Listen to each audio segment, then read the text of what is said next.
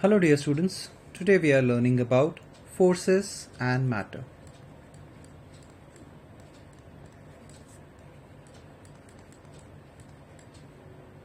We already know about forces. Force is a push or a pull which can change the speed of an object, the direction of an object, or the dimension or the shape of the object.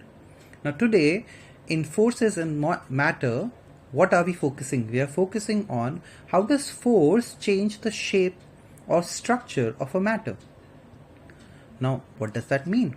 Let's try to understand. Let's imagine we have a spring. Okay, this is how our spring look like. And let's say this spring is not attached to any load. At this point, the spring will have a certain length. Let's call it L0. If I take the same spring, but on this spring I attach a load or a mass, what will happen? So imagine a load or a mass attached to this. Let's call this load or mass M. Now what do we observe? We observe that the length of the spring has changed from L0 to, let's call it L1. What are we observing over here, students? As we are applying a certain amount of force on an object, we observe that there is a change in their length or their dimension. This change is due to force, right? So this is what we are trying to learn. How does force changes shape or size of a certain object, and can we predict the length or change in the length or change in the size using some of the formula? So this is what we are trying to investigate today. Let's try to visualize this on a simulation so that it becomes easier for you all to remember. Let me switch to a simulation. If you all can see over here, you can see a simulation. Here if you see, there is already a spring and I have got few loads over here. Now when I attach a load, what happens? The length of the spring increases and I can actually measure the length, right? Now this spring will keep on bouncing until it becomes stable. Once it becomes stable, you can measure the length. And we can compare the unstretched and the stretched length. So if we look at over here, you can see there is a change in the length. The purple line shows the initial length, the green line shows the change in the new length, right? And you can try different weights. So if I attach a heavy thing, I see that the change in length is higher. But if I attach a smaller load, I see the change in length is lower. This experiment was conducted by Robert Hooke, and he realized that the length increase of a spring is directly proportional to the weight attached to it. The higher the weight, the more the extension.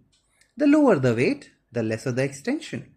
This concept is called Hooke's law. So when we learn this topic, a very important topic under that which we are supposed to learn and remember is called Hooke's law.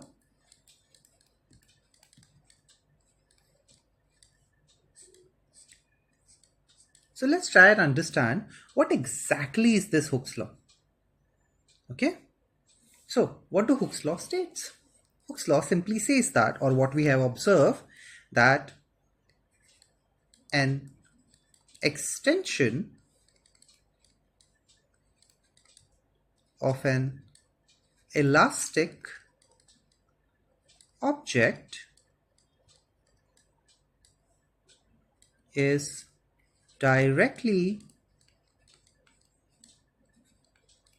proportional to the force, and sometimes we also call it a load applied on it.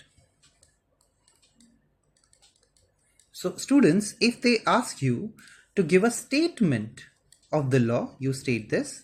But if they ask to write it in a mathematical form, what do I write? I can simply write down that force is directly proportional to the extension, right? Or extension is directly proportional to force. But what is this extension? What do we mean by an extension? So students, extension is nothing but change in a length. So extension can be calculated.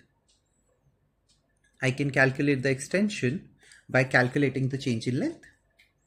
As we remember, L0 was my initial length. L1 is my final length.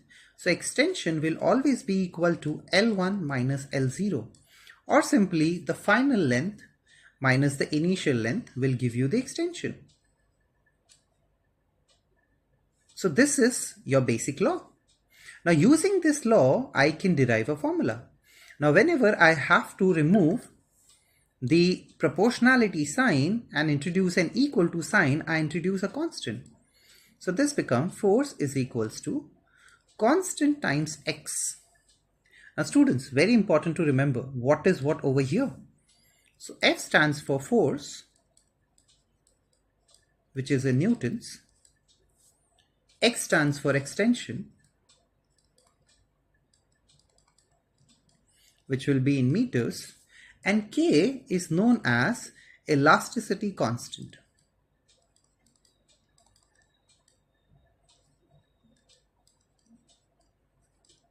Now this is a very important concept because this elasticity constant is a constant value for an elastic object. And this is the Hooke's law formula, which you all have to remember. So make sure that you make a note of it. If you want, you can take the screenshot here.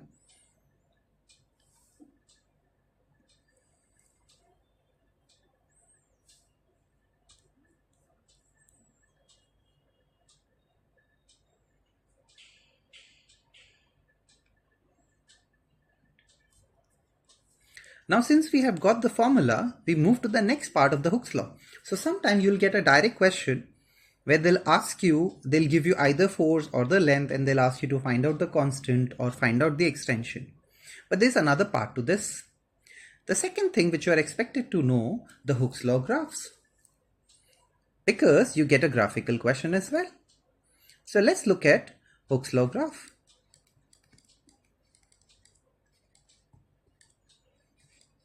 Students, also make a note that Hooke's law is also part of your ATP paper. So you might get a question where you have to perform an experiment. So to understand this graph, let's understand this in an experimental perspective. So to find out or to identify the Hooke's law, what do we need to do? We have to perform an experiment. Now, what do I do in this experiment? The very first thing in this experiment, you need a spring. So I got the spring, right? Now, after getting the spring, what do we want? We want some load, some masses. But before you find out that, the very first thing you do, you measure the length without any load. Now, please remember, you measure the length of a spring without the hooks of it. So actual length will be this much and not from the tip to tip.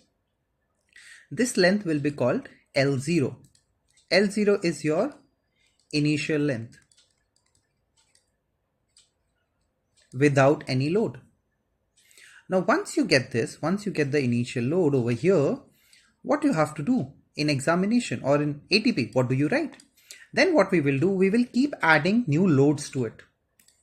We'll keep increasing the load and we'll make an observation table where we can add this value. So I'm just going to draw the observation table as well so that parallelly you understand what all things has to be added over here. And you all also have to draw the observation table in your ATP paper. You get marks for that. So what all things should be there in your observation table in ATP paper? In ATP paper, you're not supposed to give the values. You just give the table. You're not expected to give the values which will be there. So you will require one column to write down like serial number, the load which you are applying, then the length which you are getting, and you will have to calculate the extension out of it.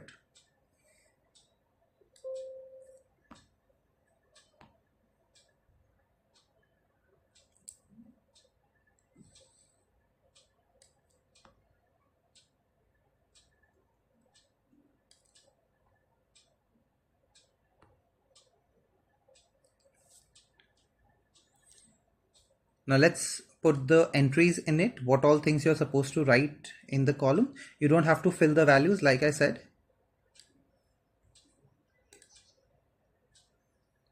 So what exactly are we going to write? We are going to first write the serial numbers. Then we are going to write down the load which we are going to apply. So force in Newton. Always remember quantity / the unit. This is how we write.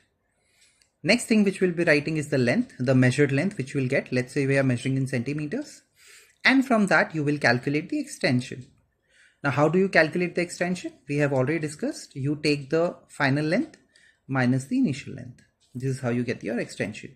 Now how do we do this? You can take different loads which you can mention in your experiment. So for example, again I take this. There's a spring, and on this spring now I attach a load. Okay, so I attach a load. This load is say here, and you can keep adding load. So this is what you write down in your ATP paper, that you're going to add some load. Say first you will add 20 Newton, then 30 Newton, then 40 Newton. You can keep adding that, right? And once you add it, again I'll repeat it, you do not measure the length from the hooks. You only measure the length from the spring area. So this is your say length 1. And you continuously do that and keep writing the readings over here. Now once you get your reading of force and the length, you can calculate the extension. And once you have both of this data, you can plot your graph. Now how do I plot your graph? So you'll take two axes, an x-axis and a y-axis.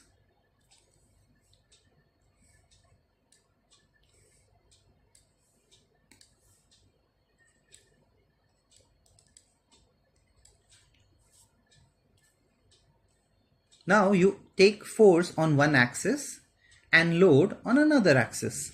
For example, I'm taking extension in centimeter on x-axis and I'm taking force in Newton on y-axis. And then what you're gonna do, in ATP you just are supposed to give the graph like this, but in a theory paper they might give you some values which you have to plot. So what you'll do, you'll plot your values. Say example, I got few values, and once you plot the values, you will see that you will get a straight line graph passing through origin. Always remember, in this case, whenever you are drawing a Hooke's law graph, it will always and always pass through the origin. Now why it has to always pass through the origin? Because it's a direct proportionality graph.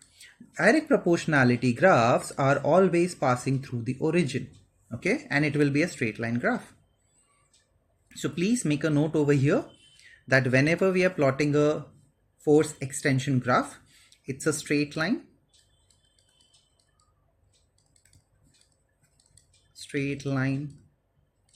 graph. Another thing about the graph, it always passes through origin. It passes through origin. I hope you understand origin is 0, 0 coordinate from where it has to pass through. Now students, take a screenshot of this. Okay, I hope you have taken the screenshot. It's time to move ahead. Now, will we always get this graph, and what all data can I take out of this graph? So students, you all need to understand, in this graph, if I calculate the gradient, okay, how do we calculate the gradient? Whenever you have to find out the gradient, what you have to do, you have to pick any 2 points. But whenever you're picking any 2 points, students, please make sure that you remember you at least cover more than half of the graph. So if I have to pick, I'll pick 1 point over here, another point over here on the graph.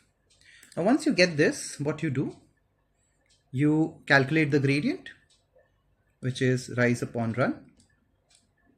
If you don't remember that way, you can also remember y2 minus y1 equal to x2 minus x1. And you all are supposed to show, if in case this comes in theory paper, you're supposed to show how you calculated the gradient, which is showing this triangle which I'm drawing right now. Whenever you're showing this triangle on the graph, make sure that you use broken line to show this, that you have calculated the gradient, right? Over here, this is your gradient. And you must remember that your gradient is nothing but your proportionality constant. Those who do not know how to calculate gradient, gradient is y2 minus y1 over x2 minus x1. And what is your x1, y1? Your first coordinate is your x1, y1, and your second coordinate is your x2, y2. Those are the coordinates which you'll use, and that will give you the elasticity constant for your question. I hope this much is clear. No difficulty, no doubt till here. Now, what are the trick questions? They might flip the graph for you and ask you, how do we do it? Let's try and understand that. I'm going to just copy this down. So always remember, in theory paper, whenever you get this question, you must remember how to tackle this question. Because at times, like I said, they'll play with the axis of it. So before any time you solve any graph question, be it be any graph, not only the Hooke's law graph, but any graph, you must remember that you have to check the axis. For example, let's take this example. Now what I'm going to do, I'm going to flip the axis. So I'm going to move the force from here and extension from here, and I'll just flip it. Okay. So my extension comes here in centimeters and my force comes over here in Newton. So sir, is the structure of the graph going to change? The answer is no. It will again be a straight line graph. Then sir, what does changes? The gradient changes, students. Because if we go back and recall our formula, we know f is equals to k by x. Sorry, k into x. So if I rearrange and make k as my subject, it becomes force upon extension. And in the previous graph, if you look at it, when you do y upon x, what you're getting? Y-axis is your force and x-axis is your extension. So you're getting the elasticity constant. But what is happening over here? If you calculate the gradient in this case, which is your y2 minus y1 over x2 minus x1, what are we getting? Your y-axis is an extension and your x-axis is a force. So this is not equal to elasticity constant. So what is it equal to? Extension upon force is equal to 1 upon elasticity constant. Therefore, when you calculate the gradient over here, it will be equivalent to 1 upon elasticity constant. So in case you use the gradient over here to find out the elasticity constant, you have to take an inverse. So in this case, it will become k equals to 1 upon the gradient. So students, do remember, this is how the examiners will try to trick you. And for that, you need to understand this logic. Moving forward, if you want, you can take the screenshot here. Moving forward, what if I keep adding load? I keep adding heavy loads. What will happen? Can my spring sustain all the load? The answer is no. There will be a point when the spring is going to break. And how do I show it on a graph? So we're going to look at full graph of a spring with loads. So again, I'm going to go the conventional way, which is your force on y-axis, extension on x-axis. So how does a graph look like?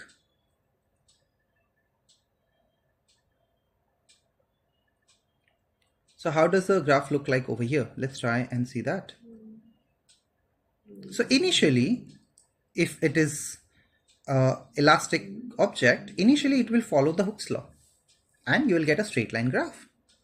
But there will be a point after which the extension, or it will not obey the Hooke's law. Okay, so how does the graph will look like after that? After that, students, what happens? The extension is not proportional to the force. Initially, if you are increasing the force, your extension was also increasing in a similar fashion. Not more, not less. But after a point of time, it will not extend in the same fashion. After a point of time, even with a small amount of load, the extension would be larger. So graph will look like this. Now over here, very important point to make a note. This point till where the line was straight is called limit of proportionality. This point is called limit of proportionality. Now, if you look at so till here, this region where the line was linear, this region is called linear region, or where the Hooke's law is obeyed. Okay. So till here, the Hooke's law was obeyed. After that, it is non-linear, and you will reach a point where the spring breaks. Therefore, I can't take the reading ahead. This point is called breaking point. This point will be called breaking point. Please make a note of this, students, because you might get the graph and they might ask you to label different points. So this is how you label different points. You may take the screenshot over here.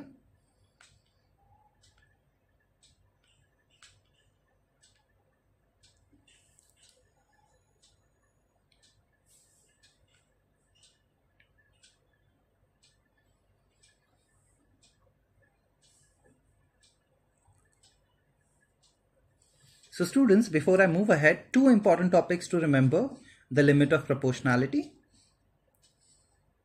Okay, you get a lot of question there, and the spring constant.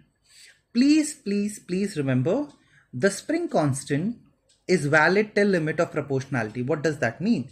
That means if I want to calculate the spring constant, I need the Hooke's law obeying graph.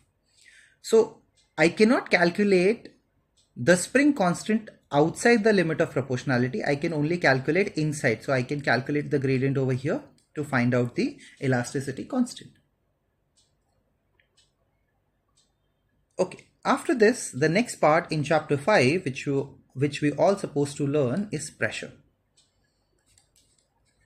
So let's look at pressure. Now, what is this pressure, right? So if we relate, in our life also we get pressure or stress. When do we get pressure or stress? When too many things has to be done in a very short period of time. Similarly, pressure is when a force is applied on a limited space. Let's understand with an example. For example, if I have a sand pit, okay, I've got a sand pit and I got a brick. So let's draw a brick. Okay, now my drawing skills are not so good, so hope you'll understand. This is a brick. If you want, I'll just write it down on top of it. It's a brick and sand. Now, if I take the brick, okay, I'm going to take this brick, and what I'm going to do, I'm going to keep the brick horizontally over here. But I can also keep this brick vertically, isn't it?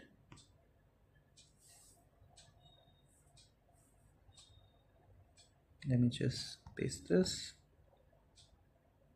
Okay, it's not moving, so I'll have to draw this again. So again, I'm going to draw the sandpit, and I get the brick. This time I'm putting the brick vertically. Now students, if you pay attention, I'm using the same brick. So the force of the brick is not changing. Okay, so whatever force the brick was applying, let's say the brick is applying or has a weight of, say, F or W, maybe easier for you to remember. The weight is W. Now this weight is distributed in this much area. This is the area on which this weight is distributed. But if you look at on the another end, the area is only this much, but the weight is same, right? So in which condition there will be more pressure on the sandpit? If you say A, then that's wrong. But if you say B, that's right. So what does that give us? So this is how we can derive the idea of pressure. Pressure is the force applied on unit surface area. Or if I have to write it in a formula format, pressure is force upon area. Students, with that you also need to remember what are the unit. So what's the unit for force? Newton, that's correct. What's the unit for area? Meter square. And what's the unit for pressure? Now a lot of you will say, sir, it would be Newton per meter square. And that's correct, but that is not an SI unit. The SI unit of pressure is Pascal. So please remember, during exam, you use Pascal as a unit for pressure. And there are few facts which you need to remember. For example, you are expected to know that what is the atmospheric pressure. So please remember, atmospheric pressure is 1.1 into 10 raised to 5 Pascal. And some books, it will also be written as 1.0 into 10 raised to 5 Pascal. Both are usually acceptable. You may take a screenshot over here.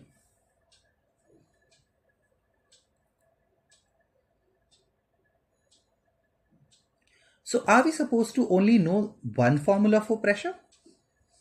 The answer is no. There is one more formula for pressure.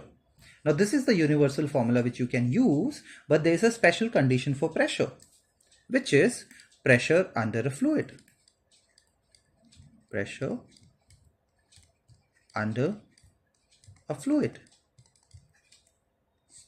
Now, since you have learned first few chapters, you'll remember fluid has a quantity called density, right? So let's recall the density. Density is nothing but mass over volume. Now you'll be like, sir, why is it important? Let's try and understand. Imagine that you are underwater. Okay. Let's try to draw water. Okay. So let's imagine that you are underwater. And underwater there is surface. So let's say we are at the bottom of whatever surface is. And at the bottom, imagine I've kept a brick. Right? This is my brick. Let's call it brick B. And that brick B is present at certain cross-section area. Let's say this is the area. And it is at a depth or the height of say h. Now, not only the brick is exerting a pressure on the ground, but also the liquid on top of it. So it's not only the brick which is exerting a pressure or force, but also the water column above it, right? This is the water column. And that's the reason when we are calculating the pressure over here is changing. So how do we calculate pressure in this case? In this case, your pressure is equal to density times the gravity times the height. Now why density matters? Because this liquid column, we do not know how heavy it is. The density will help us to identify how heavy is this. So let me just write it down. This is your depth. At what depth it is there. This is your gravity or acceleration due to gravity. Please remember on Earth it is 9.8 meter per second square. This is your density. And this is your pressure. So we know two formulas for pressure which we have to remember for examination. First formula is force upon area. And second formula is rho g h. Both the formulas are very, very, very important. So make sure that you remember these two formulas as well. You may take a screenshot over here.